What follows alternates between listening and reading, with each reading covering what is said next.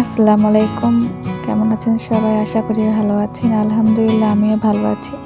তো ভিডিওর প্রথমেই আজকে আমার পাখির ভিডিও দেখালাম। আমি বাসায় একজোড়া পাখি পালি।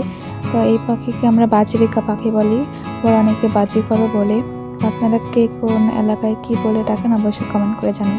এবং আমার মতো যেভাবে কে বিস্কুট ভিজায় খান সেটা বলবেন। আমার কিন্তু বিস্কুট ভিজায় খাইতে অনেক বেশি ভালো লাগে। তো আজকে রান্নাবান্নাতে ছিল ভাজি, এখানে সিম, আলু, ফুলকপি, গাজর সব মিলে একটা ভাজি ছিল। ভাজিটা অনেক মজা ছিল খাইতে। আর একটু তরকারি ছিল পুঁটি মাছের ফুলকপি আর আলু দিয়ে। তো সেটার জন্য রান্না করা হচ্ছিল। তো তরকারির জন্য মশলা কষানো হচ্ছে। মশলা কষানো হলে ফুলকপি আর আলু কেটে রাখা ওগুলো কড়াইতে দিয়ে দেওয়া হবে। মশলা বরাবরই কিন্তু ভালোভাবে আম্মু কষায়। আজকের তরকারিটা খেতে অনেক বেশি ভালো লাগছে। আপনারা কি ভাতের সাথে কাঁচা ফুলকা খান, অর্থাৎ পেঁয়াজের ফুল কে খান অবশ্যই কমেন্টে জানাবেন।